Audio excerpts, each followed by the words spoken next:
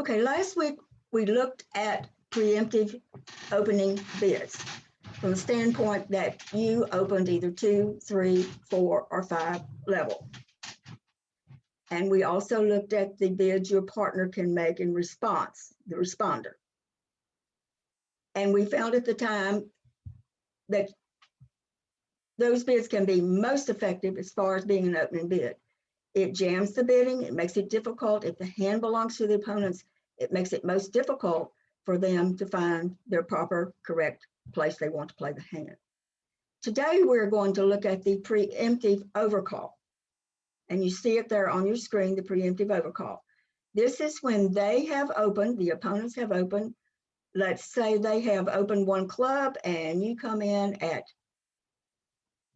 3 diamonds, 3 hearts, 3 spades. This is called the preemptive overcall.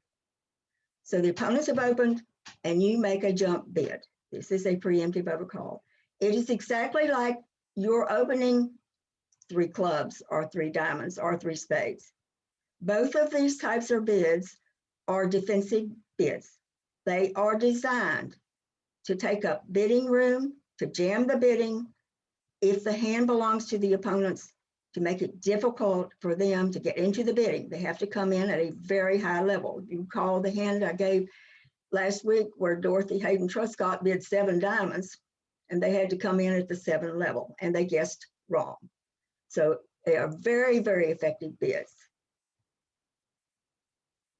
But what I want to caution you, and you remember I talked about this last week, is when you make one of these preemptive overcall bids, you need to be very, very careful, very cognizant of the vulnerability level.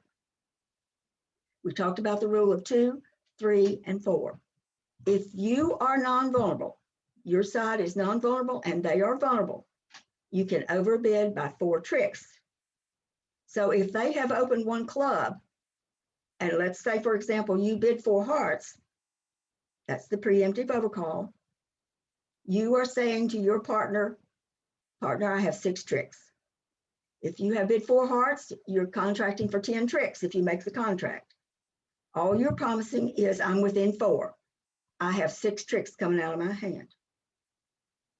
If the vulnerability is equal, both sides are non-vulnerable, both sides are vulnerable. You can overbid, your preemptive overcall by 3 tricks. So if they've opened a club and you bid 4 hearts, both sides are non-vulnerable or both sides are vulnerable, you're saying, partner, I can take 7 tricks out of my hand. I'm promising you I have 7 tricks. Now this is important because partner's looking at her hand and she may have some aces and kings over there and say, okay, I know she's got 7 tricks. I've got at least 3 tricks for her. I'm going to 4 hearts. So that's the importance in not hedging or in any way, not always having exactly what you say you're going to have, because your partner's going to look at her hand and she's going to either pass or take you to game, or she may be doubling them based upon what she thinks you've got. The one time that you must be absolutely careful as you can be is when your side is vulnerable and they are non-vulnerable. This is where you get into your most trouble. If you are doubled, it really can build up fast, the penalty. The 800s and 1100s really build up. And you kind of look at your partner and say, well, it went down 1 too many. But you got to think about it this way. If they have a non-vulnerable game and no trump, most they're going to get is 400. If they have a non-vulnerable game in 4 hearts or 4 spades, what is it, 420 or 450 if they make an overtrick? And you've gone for 500 or 800, you know you're not going to win many boards that way. So you want to be extremely careful. Let's look at a couple of examples here. Example 1, they are vulnerable, the opponents are vulnerable, and you're non-vulnerable. So you can overbid by 4 tricks. So let's say they opened a club and you bid 4 hearts. Let's look at your hand. Remember how we count our losers. You take each suit separately. You have no more losers than the number of cards in the suit. So you can't have more than 1 spade loser. You have 2 heart losers. You have to lose the ace and king. They're unavoidable. You have 1 diamond loser. And you have 3 club losers. So you have a total of 7 losers. Subtracting 13, your hand has 6 tricks. So what I've said was, if your side is non-vulnerable and they're vulnerable, you can overbid by 4 tricks. When you bid over 1 club, you bid 4 hearts, you're saying I have 6 tricks. And if you look at your hand, that's exactly what this hand does have. 6 tricks unless something goes wrong. Now, if both sides are vulnerable or non-vulnerable, equal vulnerability, you can overbid by 3. So let's look at this hand. Again, the opponents have opened 1 club. And let's say you bid 4 hearts. You are promising 7 tricks. You're within 3, the rule of 3. So let's look at our losers. You have 2, of course, in the spade suit. You're going to lose unavoidable loss of the ace of trumps. It's hard to not eat the ace of trumps. You have 1 loser in diamonds and you have 2 losers in clubs. Count them up, you have 6 losers, subtract from 13. Your hand should take 7 tricks. Now in the third example, this is the one where they are non-vulnerable and you are vulnerable. You can overbid by 2 tricks. So if you bid 3 hearts, if they have bid a club and you bid 3 hearts, you absolutely must guarantee to your partner that you have 7 tricks. And let's look at it. You have 2 losers in spades, you have 1 in hearts, you have 1 in diamonds, and you have 2 in clubs. You have 6 losers. 13 from 6, or 6 from 13 is 7. Now notice that hand 3 is exactly the same as hand 2. Do you see that? You have the exact same holding in 2 as you have in 3. But in hand 2, I had you bid 4 hearts because you've got 7 tricks. In hand 3, where you are vulnerable and they're non-vulnerable, you can only overbid by 2 tricks. That's why I had you overcall with 3 hearts rather than 4. Now, I know that you all know the penalty of when you lose a trick, how much it is. It's minus 50, minus 100, or whatever it's going to be. But I want to impress upon you again, should it not be absolutely clear how devastating it can be if you are vulnerable and they're non-vulnerable and you go for the 800. Let's just look at this, and I know you're all are familiar with this, but it's important. If you go down 1 trick in your contract and you're non-vulnerable, it's either 50 or 100, depending on if you are double. You go down 2, it's 100. If you're doubled, it's 300. If you go down 3, it's 150. If you're doubled, it's 500.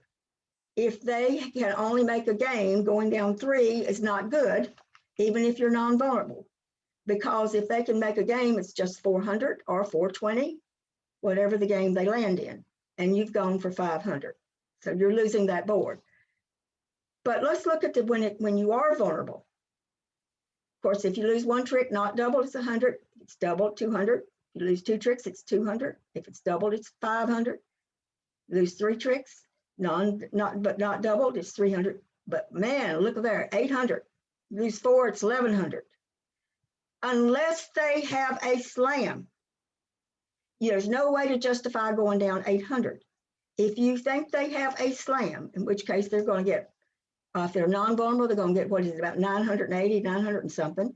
Or if they're vulnerable, it's 1400. Going down 800 is good.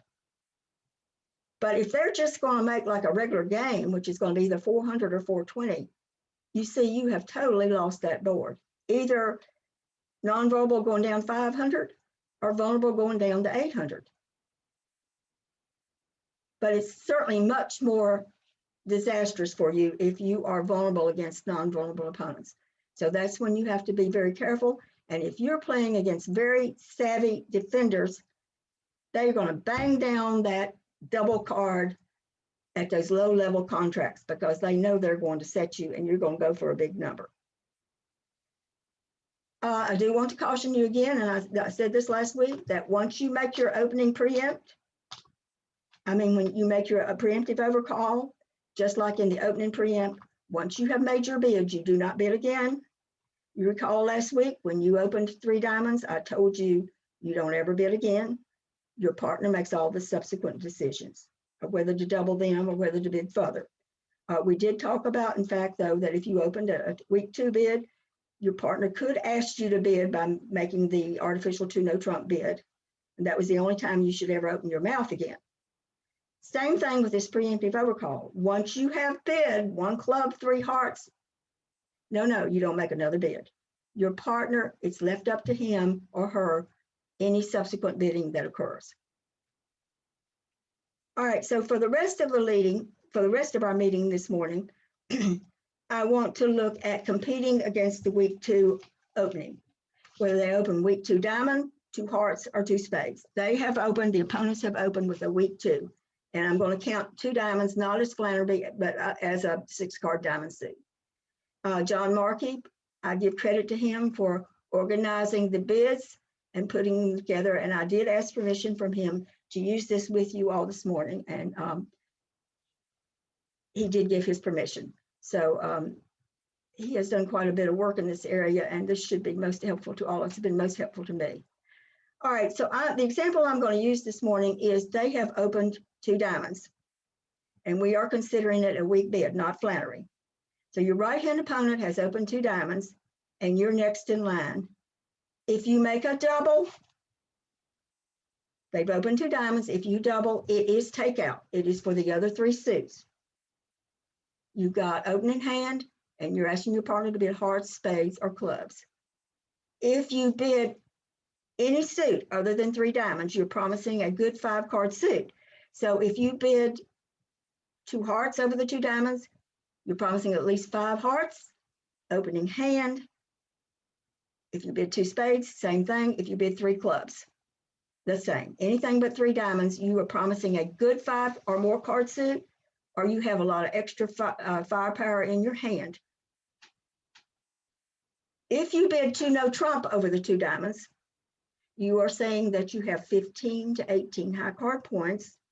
You have at least 1, maybe 1.5 to 2 diamond stoppers.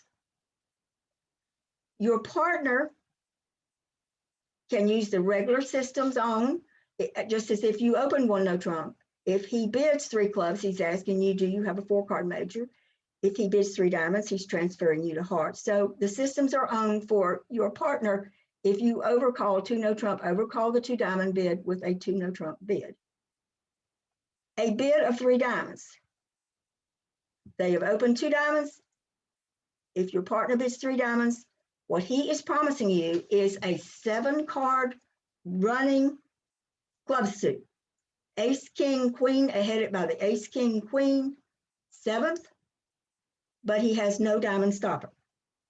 If he bids 3 no trump over the 2 diamonds, same thing on the club suit. He has a 7-card running club suit headed by the ace, king, queen at least, but he's also promising a diamond stopper. So if my partner over the 2 diamonds bid 3 diamonds, and I'm his partner, and I don't have a diamond stopper, I certainly am not going to be bidding 3 no trump. I might bid 4 clubs, or I might get us to 5 clubs. But I certainly would not put partner in 3 no trump if I too did not have a diamond stopper. Now, when my partner bids 3 no trump over 2 diamonds, he's promising a diamond stopper, and he's promising his hand has probably got 8 tricks. He's got the 7 clubs, and he's got the stopper and diamonds. And if you've got a king, queen, or an ace somewhere, you're going to leave it. But if you've got a total bust of 0 points, you might better pull it to 4 clubs. So that's the kind of card sense that we're talking about and trying to rationalize out what is your partner got, how many tricks you're going to take. There are a lot of other bids available. These are the main ones. For those of you who are interested, for instance, your partner could make a bid over the 2 diamonds of 3 hearts, or you can make a bid of 3 spades. That shows a very powerful hand, and you hardly need anything to take him to 4 hearts or 4 spades. Another bid is 2 diamonds, 4 diamonds. This is called Leaping Michaels. I didn't put these bids in, but that shows 5-5 in the majors. I just put the basic ones in. There are others, and I will certainly give them to you for anybody who wishes to know them. But these bids could also be used if the person opened 2 hearts or 2 spades. I chose 2 diamonds because that gives me the bidding room to put in the 2 heart bid and the 2 spade bid. All right, so now your partner has made this takeout double, 2 diamonds, takeout double. And we come down to you.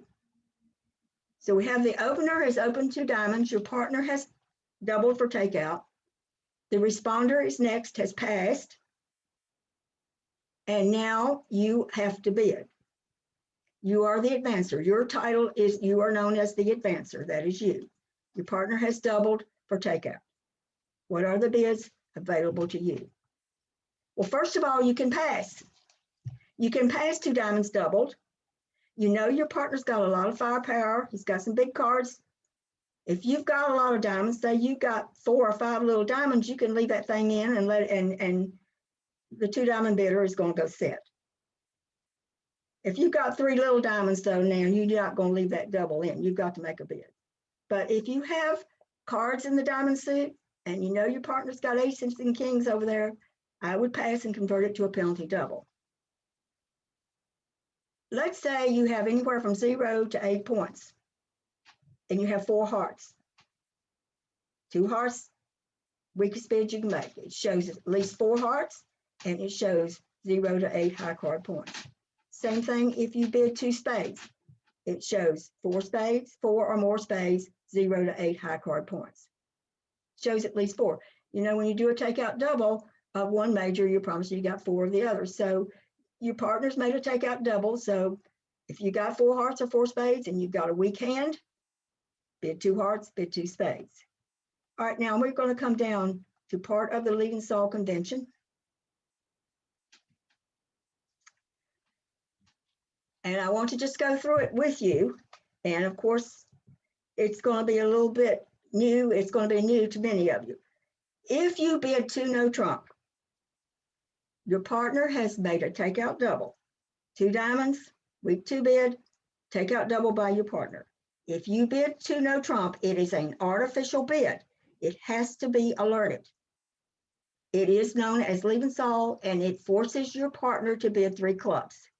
So when your partner, who's got made to take out double, bids 3 clubs, he also has to alert his bid because it's an artificial bid. It's a forced bid.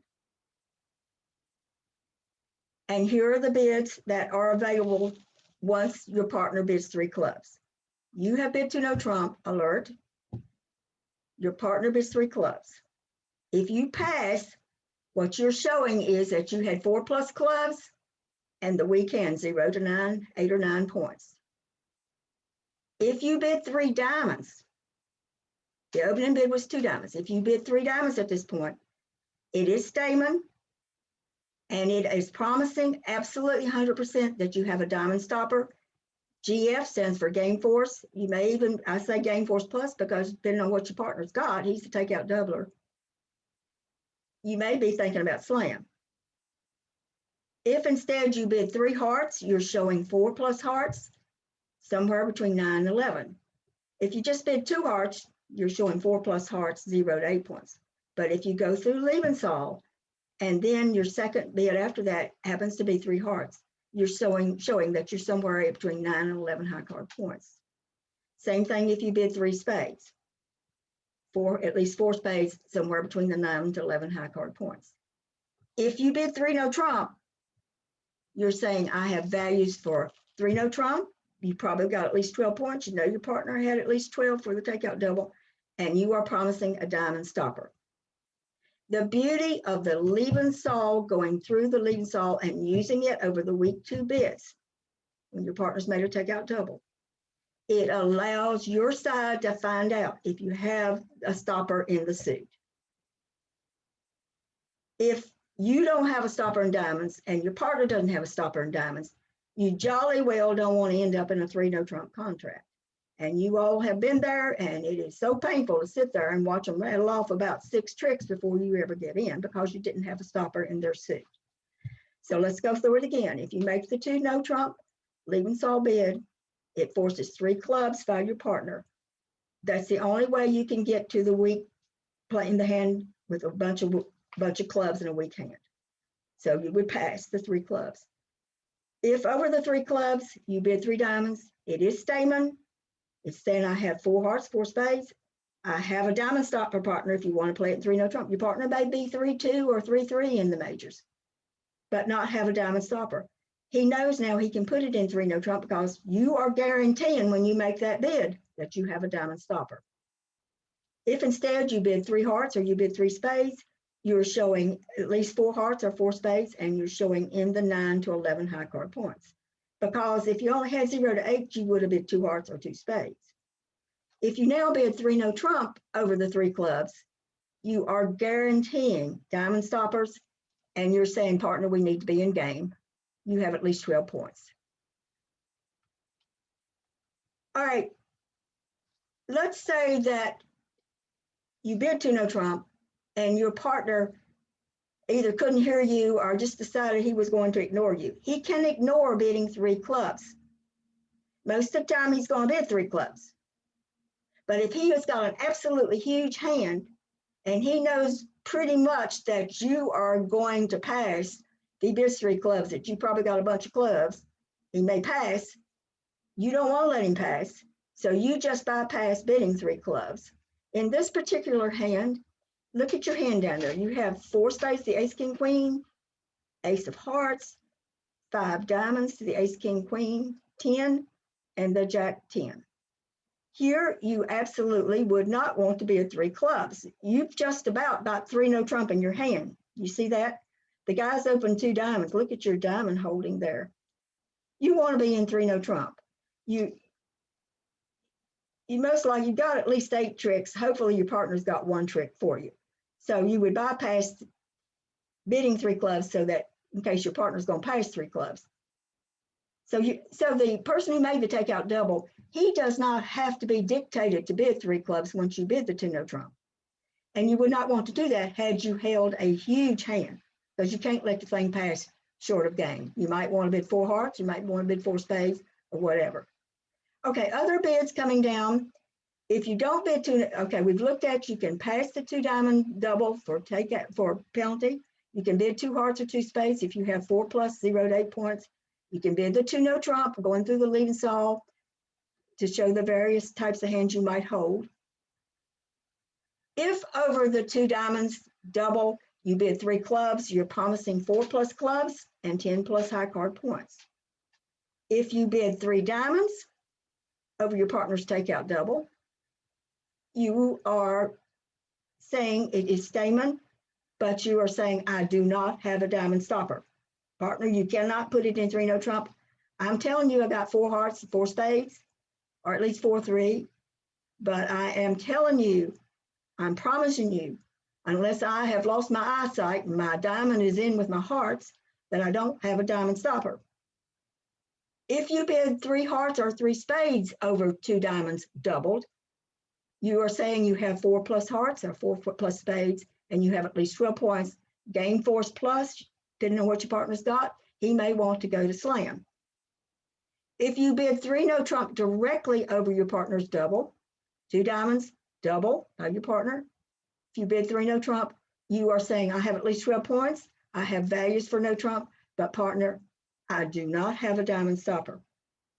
The value of these bids, people, is that you don't end up in a 3 no trump contract if neither one of you have a diamond stopper. Your partner, if you bid 3 no trump, he knows you don't have a diamond stopper. If he does not have a diamond stopper, now he's got to do something. He's either got to bid 4 clubs or 4 diamonds, his better minor, or he may take a shot at 4 hearts or 4 spades, maybe playing on the 4-3 Moisian fit. And in a couple of weeks, I'm going to do how to play the Moisian fit on the 4-3 trump suit. Okay, so these are the bids that John Markey put together. There are more bids to the system, but I thought these were the basic ones for you. The 2 no trump is part of the convention. Primarily, Liebensaal convention was designed for when you open 1 no trump and these opponents put in a 2 club, 2 diamond, 2 heart, or 2 spade bid. It's how you can thwart and still make the bids that you want to make. That's primarily why Liebensaal was developed, but then it became very effective to use it when they open a weak 2 diamond bid, to use the 2 no trump as the Liebensaal. And a third use of Liebensaal is if your partner opens a club and her second bid is, say, 2 hearts, showing a reverse type bid. Again, I can cover the entire convention for you if there is enough interest. At some point, I will cover it for those of you who are interested. Similar bids, if they open 2 hearts or 2 spades, weak bids, similar bids as the ones given above are available, and I can provide those if there is enough interest. Okay, I want to finish up today by looking at 2 hands.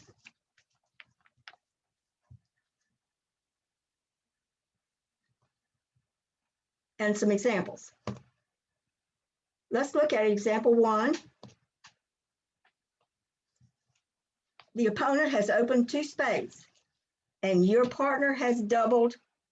The responder has passed, and now you are the advancer. The 3 question marks is you are the advancer. In example 1, you hold 4 spades to the ace, you have a single heart, king, queen, fourth of diamonds, and 3 baby clubs. With this hand, if your partner made a takeout double of 2 spades, I would pass as soon as I could get my red card, my double card out on the table. You convert it to a penalty double. Your partner's got the big cards, you got the singles and hearts, you're going to take a bunch of, you'll take the ace of spades, and you're going to get some roughs, and she's going to get her big cards. So if you held this hand and your partner's made a double of the 2 spades, convert it to penalty. The next hand, you have an absolutely awful hand, don't you? Your partner, 2 spades, double, and you have that. The only way that you can't bid 3 clubs directly, but what you do is you bid the 2 no trump Levensold alert, forcing 3 clubs by your partner, and then you pass. This is the hand where you have the weak clubs, a bunch of clubs, weak, and you want to get out at 3 clubs. If your partner opened 1 no trump, everybody in here would try to get your partner to 3 clubs. You would not want to let your partner play 1 no trump and you're holding this particular suit. So it's the same difference. Let's look at hand 3. Hand 3, your partner's made a takeout double. I'm kind of having a problem here. Making a it's made a takeout double of 2 spades, and this is your hand. Here you want to bid 2 no trump, which forces your partner to bid 3 clubs. And now you bid 3 spades. 3 spades is statement. What it is telling your partner is that I have 4 hearts, partner, but you know what? I also have a spade stopper. So when you go through Levensold, bidding 2 no trump, partner bids 3 clubs, you bid 3 spades, you are telling your partner, I have 4 hearts, and I also have a spade stopper. Should you have only 3 hearts, I have a spade stopper. If you want to put it in 3 no trump, that's where we're going to play the hand. So it will be good for you to look back through these. And I have a whole bunch of others, but I'm just using 5. All right, this next hand, your partner's made a takeout double of 2 spades. You do have 4 hearts. You have 11 points. Here you could bid 3 spades, which is statement. It's showing 4 hearts, and you have no, and it says I do not have a heart stopper. I do not have a spade stopper, but it is game forcing. And let's finally look at the last one. Here you have values for 3 no trump, but you don't have a spade stopper. So when your partner doubles the 2 spades, you go all the way to 3 no trump. You have values enough to be in 3 no trump, but you are warning your partner off. Partner, I don't have a spade stopper. If partner also does not have a spade stopper, he must not leave it in 3 no trump. He would need to be, as I said, bid 4 clubs, bid his better minor, 4 diamonds, or perhaps bid 4 hearts or bid 4 hearts, and you'd be playing on a 4-3 fit.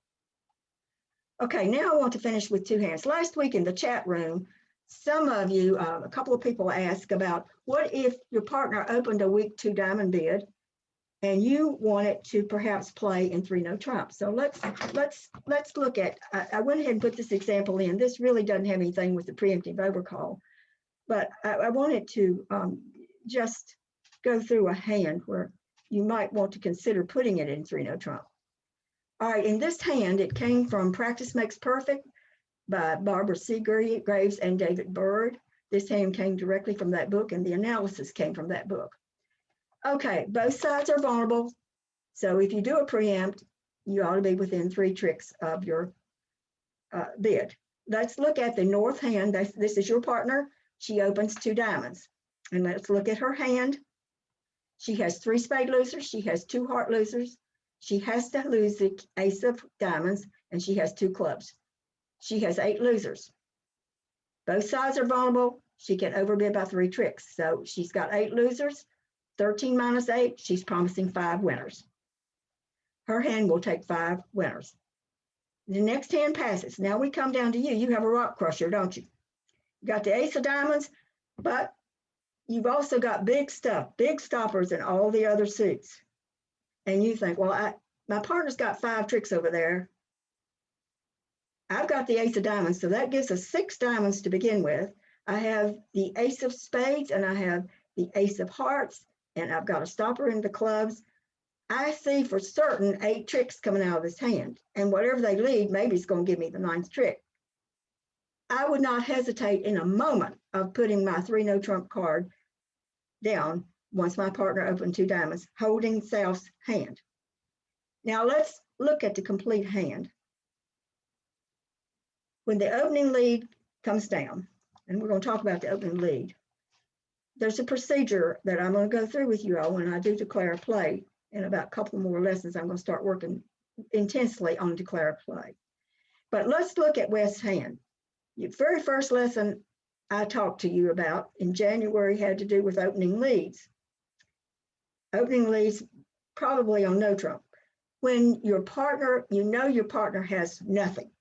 And when you're looking at that hand and you've had a 2 diamond opening and your south hand has gone all the way to 3 no trump, look at all the points you've got, West. You've got all the tennises, you've got every other points in the deck. Your partner has nothing, 1 or 2 points at the most.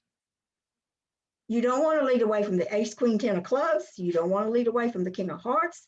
You certainly don't want to lead away from the king, 10 of spades. So you make the passive lead. The best lead coming from West is the passive lead. You know they have diamonds. You know they have the diamond suit. You're not giving away a trick by leading the 9 of diamonds. So the best lead coming from West should be the passive lead, the 9 of diamonds. If you lead a spade, a heart, or a club, you give right at the get-go, you give the declarer her 9th trick. So you make the passive lead of the diamond. South cashes 6. She plays the diamond to her ace. You want to come to your hand first, play your ace. You want to play your big cards from the short suit first. So you play the ace of diamonds, you go back to your partner's hand and cash the other 5 diamonds. You've got 6 tricks in the bag. And now what you want to do is you want to throw West in. You want to make West, you want to in play, what we call in play. You lead a small spade and you stick in the 9. If East is on the ball and she sees her partner might get in play, she might stick in the jack.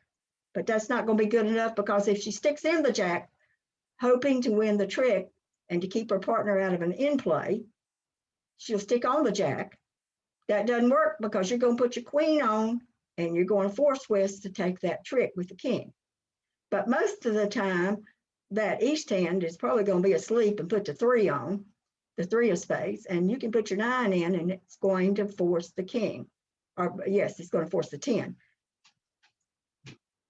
Now, West is effectively in play. Anything she leads, either a spade, a heart, or a club, gives the declarer his 9th trick.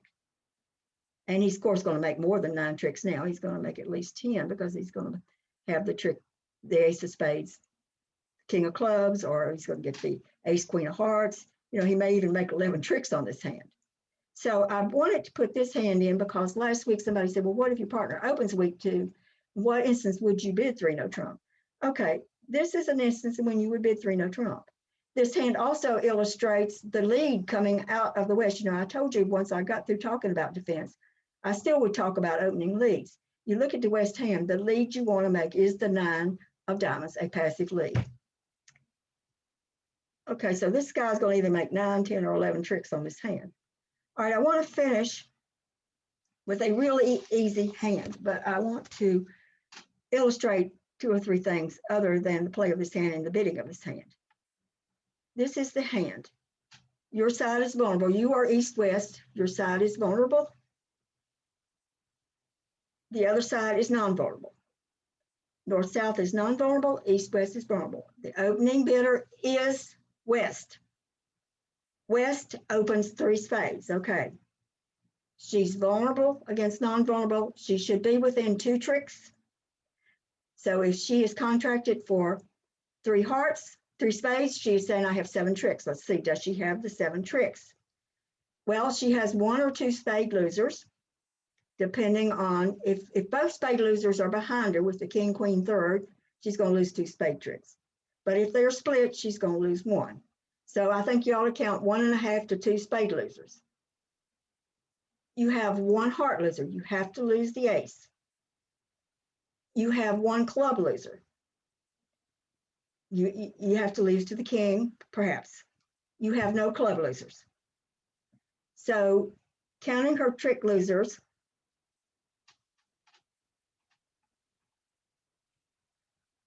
she can bid 3 hearts, I think 3 spades. You count up the losers. She is guaranteeing that her hand will take 7 tricks, and pretty much she's got 6.5 to 7 tricks on that hand. Now let's look at the east hand. When your partner opens 3 hearts, vulnerable against non-vulnerable, you know she's got 7 tricks unless she's lied. This is why you don't lie when you make these bids. She has the ace, king of clubs. She has the ace of diamonds. She has the king, queen, good for 1 trick of hearts. She has at least 4 tricks in her hand for you. Even though she doesn't have but 2 baby spades, she's counting on you for 7. You should go all the way to 4 spades. You should be 4 spades with the hand, no further. You don't have enough to be looking at a slam. So once your partner opens 3 spades without a thought, you should be thinking, but I would put my 4 spade card down. So the play of the hand, north is going to be making the lead. The best lead coming from the north hand. You're certainly not going to lead the spade. You don't want to lead the diamond. Usually leading from the jack doubleton club gives away a trick. So you have a pretty good sequence there. The jack 10, 8 is almost a perfect sequence, less likely to give away a trick. The opening lead on this hand from the north hand should be the jack of hearts. Dummy comes down.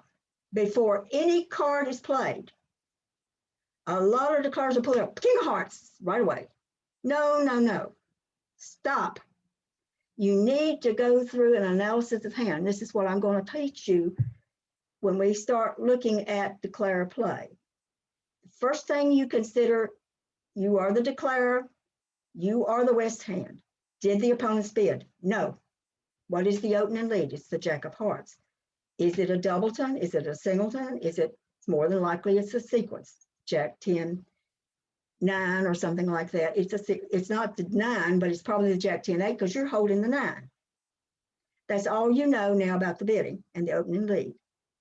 The next step you go through is you designate one of the 2 hands as the master hand. The master hand is always the hand that has the majority of the trumps. So your hand, west is the master hand. The other hand, east, would be the short hand, the one that has the fewer number of trumps. So you count your losers from the master hand. If you're looking at the spade suit, you've got 1 or 2 losers, depending on where both of the big spades are. You have to lose at 1. You have to lose either the king or the queen, don't you? If they are split, you're going to only lose 1. If you're unfortunate and north happens to have both the king, queen, and a third spade, you're going to lose 2 spades. So you've got anywhere from 1 to 2 spade losers. You have 1 heart loser. You have to lose the ace of hearts. The king or the queen will take care of your other heart loser. You have 1 club loser. We're going to talk about that in a minute, but you could play the queen of clubs and let it run. If the king is played from the north hand, then of course you cover with the ace, and then later on you've got the ace, king of clubs. You can ditch your other club loser on the king of clubs. So you go through, before you call for the king of hearts or whatever you're going to play on that jack of hearts, go through the master hand, counting your losers and thinking about, are there ways I can get rid of these losers? You're going to finesse the spade. You're going to throw your other heart loser on the queen of hearts, so you have only 1 heart loser. You're going to eventually play the queen of diamonds out of your hand and let it ride. And if it works, you're going to ditch your other diamond loser on either the ace or the king of clubs. So that's your plan. Even though It's so easy just to plop down, play the king of hearts. You should on every single hand go through this analysis before you play the trick one. What could happen? All right, so you play the king of hearts. Jack of hearts is led, you play the king of hearts. The south hand takes the ace. Look at his hand. Does he need me to make a shift? Now everybody can see the dummy, that's the east hand. He certainly doesn't want to lead his club into the ace king of clubs. He certainly doesn't want to be leading a diamond into the ace where the ace of diamonds sitting on the board. The safest lead that he can make, he ain't going to lead the queen of spades. Safest lead he can make back is just a return a heart. He leads the seven of hearts, second highest from 3. You play your 9. Declare plays a small one, and the east hand takes the queen.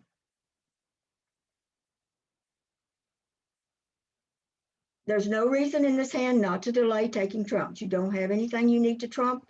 You don't have any losers in the west hand that you need to delay taking trumps. So you want immediately at trick 3, after you've taken your queen of hearts, start drawing trumps. So you lead a small trump, either the 6 or the 2, doesn't matter. And by golly, there drops out that queen. You don't know, declarer doesn't know at this point if that's the queen doubleton or if that's just a singleton queen. Naturally, he's going to play his ace. Now, he can go ahead and play the jack of spades, pull the trumps. There's no reason to delay, and he's already lost a trump trick. So he's lost the ace of hearts, and he's lost to the king of spades. At some point, then, when he's in his hand, he is going to lead the queen of diamonds for a finesse. He leads the queen. If North, he doesn't know that North has the king, but let's say North plays the 4.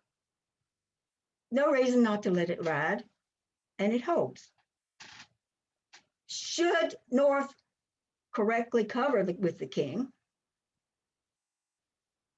then he's going to take it with the ace of diamonds, and then you see on the ace when he plays the ace of clubs and then the king of clubs, he's going to ditch his losing diamond. So he's going to make 5 on this hand.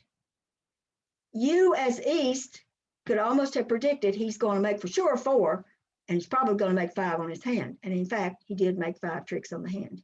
He was in four spades making 5. The reason why I wanted to put this hand in, I think everybody in here would look, if your partner opened 3 spades, you would, holding East hand, you would definitely bid 4 spades.